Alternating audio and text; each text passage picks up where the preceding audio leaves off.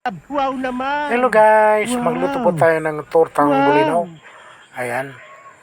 At siyempre, siya po pumunta ng palengke, siya po ay bumili ng bulinaw.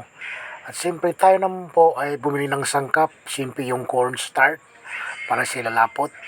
So ayan, siyempre yung bulinaw, nilinisan natin, inalisan ng ulo, siyempre bitoka. Siyempre ayan guys, yung sangkap, 5 pirasong itlog, para siya pangpalapot. Ayan, siyempre kailangan natin yung mantika. At siyempre yung ating hindi mawala sa ating pagluluto yung sibuyas at saka bawang. At siyempre para siya ay lalasa yung sibuyas na dahon. Ayan, hindi ko alam kung anong tawag dyan. Basta sibuyas na dahon. So ayan, tayo po ay batiin natin yung itlog. Ginagawa mo! Sa ulo ng pagbati atong buhakon ba. Ayan. Siyempre tayo ngayon ay kusinero dahil wala tayong kasama nito sa bahay. At siyempre diop natin Sana ngayon. So ating pagluto si Airpat nang gusto niyang makain. Ayan. Sure natin na yun hindi sasama yung balat ng itlog. So ayan, pagkatapos po, haluin natin. Para siya ay masarap talaga, isama na natin yung daong sibuyas na ating hiniwa kanina. So yung bawang at siyempre yung sibuyas para siya po ay lalasa. So ayan guys. So ating paghaluin ng paghaluin. Ayan. Hindi totoo yan. Mix natin para masarap, di ba? Pag inahalo mo yun, di ba masarap? Ay, alam mo na. Ayan. Siyempre mix natin lang i-mix hanggat sa dapat ma-mix natin ng maayos. Ayan. Tapos lagyan natin yung cornstarch para siya ilalapot. Kasi pag hindi malapot, hindi masarap. Hi! Ayan guys.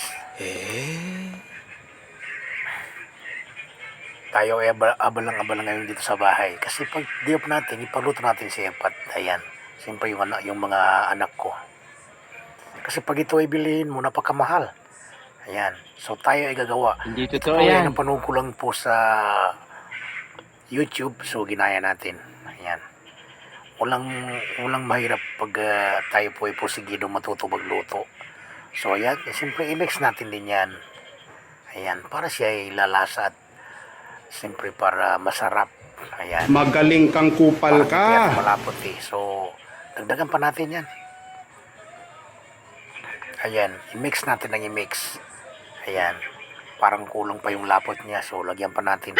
Tapos, lagyan natin ng magic sarap para lalo siyang sasarap.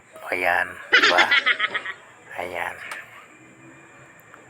Ayan. Mahalo. Haluin natin ang haluin natin. Haluin ang haluin. Ayan. Para siya malasa. Ayan, guys. Ayan. Mix natin ng i-mix. Ayan. Medyo okay na siya, oh. Ayan. Malapot na siya. So ayan, siyempre yung kalan natin ang painitan ng mantika sa kalan. Ayan, maraming salamat sa nagbigay sa akin ng kalan na yan. Ayan, siyempre mabilisan ang pagluluto kasi ito na si Airpat. Sana Ayan, tingnan nyo guys, diba guys, ang sarap ang lutong. Siyempre i-fry natin yan para maluto. Ayan. Wow naman! Wow! Wow! So ayan, kailangan na ating